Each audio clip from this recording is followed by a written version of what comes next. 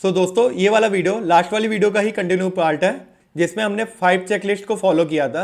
अब हम अगली 5 चेकलिस्ट को हम देखेंगे कि वो कवर हो रही कि नहीं हो रही। अगर इस चेकलिस्ट को प्रोडक्ट हमारा 80 to 90% पास कर देता है तो हम इस प्रोडक्ट को हम सेल कर सकते हैं। तो चलिए ज़्यादा देरी न करते हुए हम इस वीडियो को शुरू करते हैं। तो यहाँ पे 6 चेकलिस्ट हमारी है। Check less brand and no marketplace listing. मतलब हमको देखना है कि यहाँ पे ब्रांड कितने लिस्ट हैं और मार्केट प्लेस तो अपनी लिस्टिंग करके नहीं बैठा है।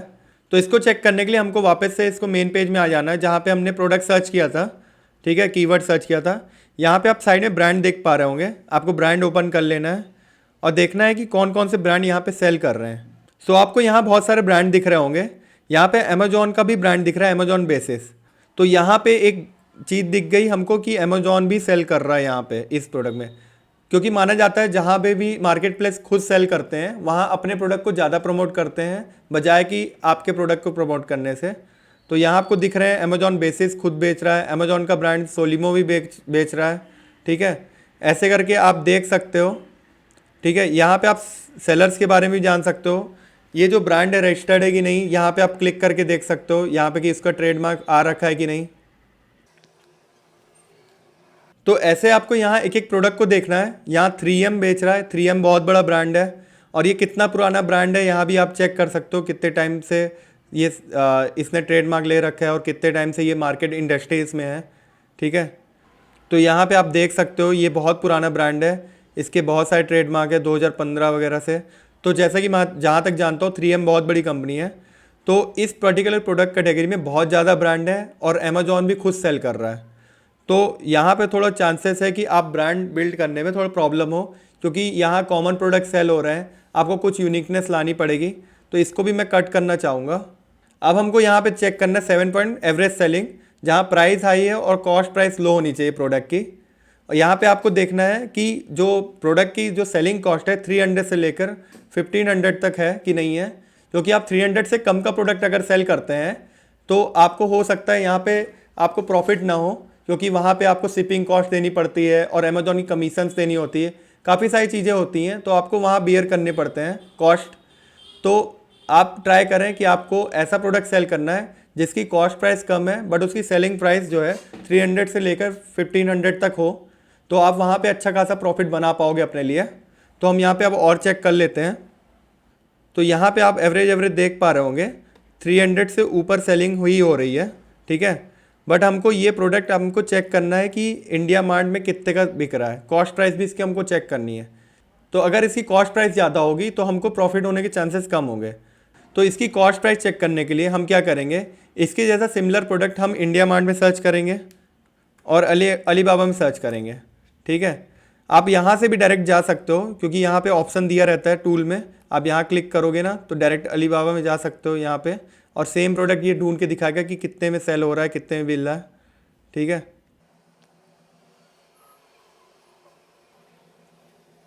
हम इस प्रोडक्ट को भी क्लिक करके देख लेते हैं। इसकी सेलिंग प्राइस 350 के अराउंड है। ठीक है, हम अलीबाबा देख लेते हैं ये कितने का सेल हो रहा है। तो ये आप यहाँ पे देख पा रहे हो ये अराउंड 1.3, 1.73, 1.3। तो यहाँ से आपको पता लग रहा है कि ये अराउंड ये 200, 150 से 200 का प्रोडक्ट है। आप यहाँ पे इंडिया मार्ट में भी सर्च कर सकते हो। यहाँ आपको कीवर्ड से सर्च करना होता है, तो हम यहाँ पे कीवर्ड डाल देते हैं प्रोडक्ट का।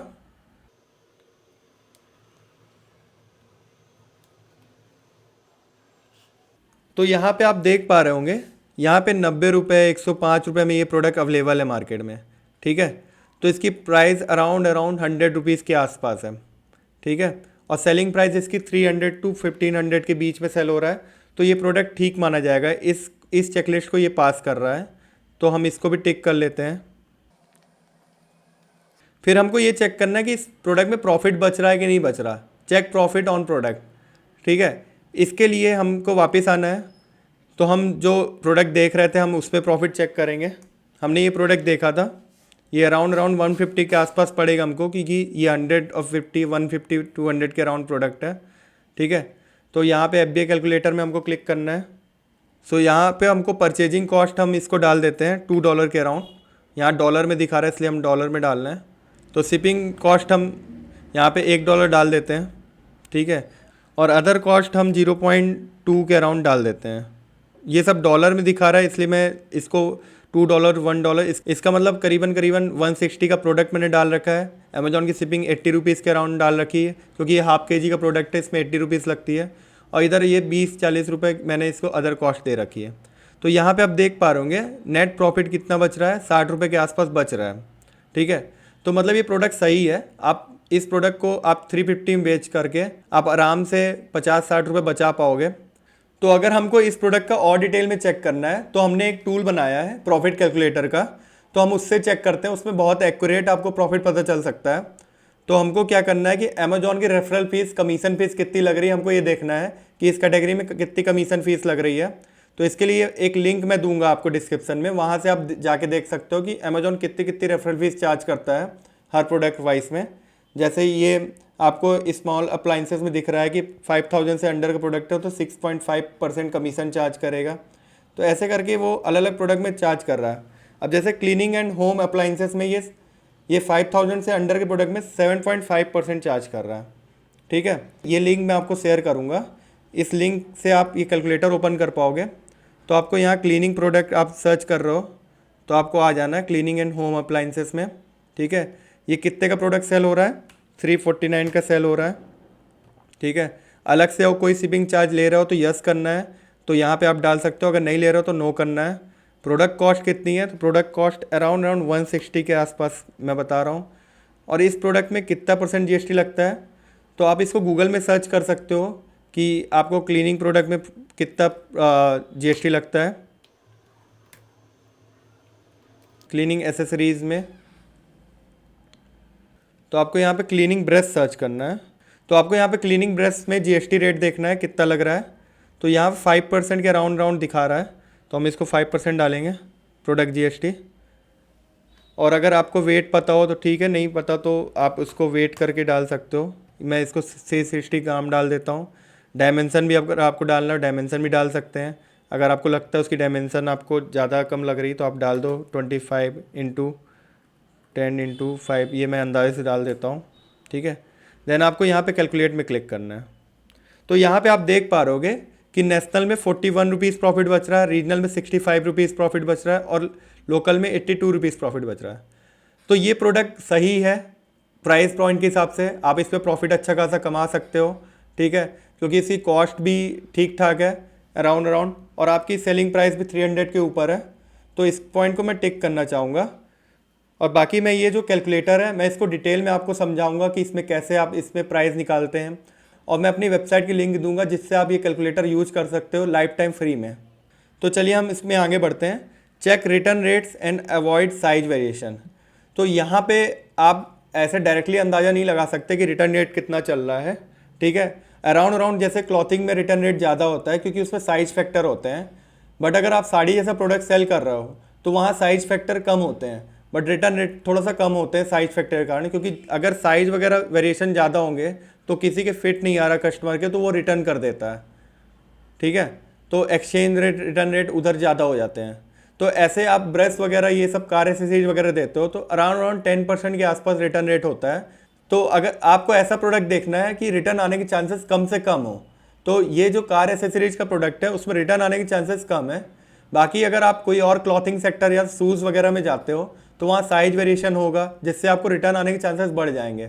तो आपको कोशिश करना है कि आप कोई भी प्रोडक्ट अगर सेल कर रहे हो तो 10 to 15% से अपना रिटर्न रेट कम रखना है।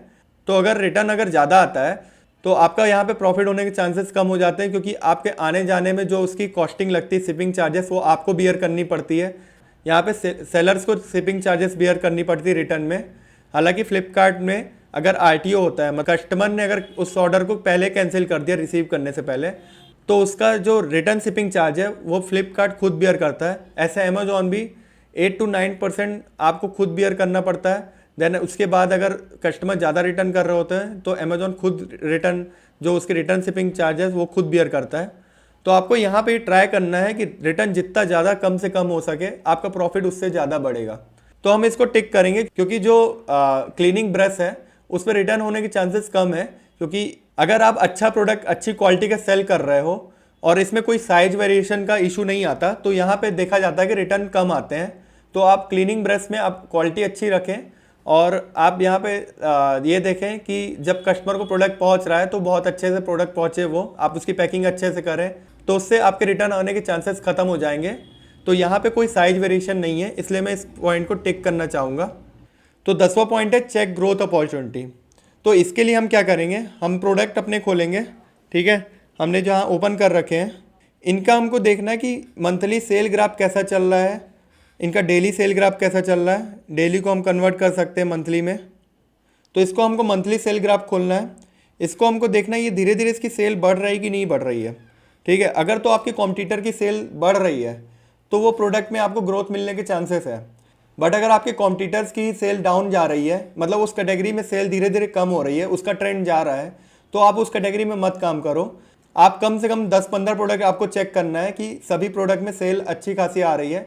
हाँ, 10 में से अगर 6 से 7 प्रोडक्ट में अगर ग्रोथ दिख रही है आपको प्रोडक्ट में कि इसकी सेल मंथली वाइज बढ़ रही है, ईयरली ये सेल ग्रोथ कर रहा है कि नहीं कर रहा, तो ये प्रोडक्ट आपके लिए बेस्ट होगा। सो यहाँ पे आप देख पा रहे हैं इसकी सेल ग्रो हो रही है। ऐसे आप दूसरा प्रोडक्ट भी देख सकते हो, यहाँ पे आप चेक क्लिक करके मंथली सेल में, तो यहाँ पे इसकी सेल डाउन हुई है इस मंथ पे। हालांकि ये मंथ अभी चालू हुआ है, दैट्स वाई ये दिख रहा है। 9वें महीने से 10वें महीने सेल ज़्यादा थी। थोड़ा सा इसमें ये भी रीज़न हो सकता है कि हो सकता है सेल की वजह से ज़्यादा हो, क्योंकि लास्ट मंथ ये सेल आई थी, दिवाली सेल वगैरह। तो आप समझ गए हैं कि आपको कैसे चेक करना है इसमें ग्रोथ अपॉर्चुनिटी। तो मेरे को इस प्रोडक्ट में ग्रोथ दिख रही है तो मैं इसको टिक करना चाहूँगा। तो यहाँ पे आप देख रहे होंगे 10 में से 8 पॉइंट इसके टिक हो रहे हैं, मतलब इसमें चांसेस है कि आप सेल कर सकते हो। 80% चेकलिस्ट पास हो रही है। तो ये प्रोडक्ट बेस्ट है आपको सेलिंग स्टार्ट करने के लिए। आप कार क्लीनिंग का प्रोडक्ट आप परचेस कर सकते हैं इंडिया मार्ट वगैरह से, और आप इसको ऑनलाइन अमेजॉन फ्लिपकार्ट में लिस्ट करके सेल कर सकते हो। और अगर आपने अपनी लिस्टिंग अच्छे से की और आपने वीडियोस वगैरह डाले, आपने थोड़ा बहुत उसमें काम किया, तो आपको स्टार्टिंग से ही अच्छी सेल आने लगेगी। सो फ्रेंड, आपने अभी जाना कि फ्री टूल की मदद से आप अपना प्रोडक्ट कैसे रिसर्च कर सकते हो। तो आपको अगर इसमें कोई डाउट है तो मुझे नीचे कमेंट करके आप पूछ सकते हैं, मैं उसमें ज़रूर रिप्लाई करूँगा। और आने वाली वीडियोस में मैं आपको टॉप 5 प्रोडक्ट्स रिसर्च करके दिखाऊंगा जिसमें आप स्टार्टिंग से ही अच्छी सेल ला सकते हो। तो बने रहिए मेरे साथ। Thank you for watching this video.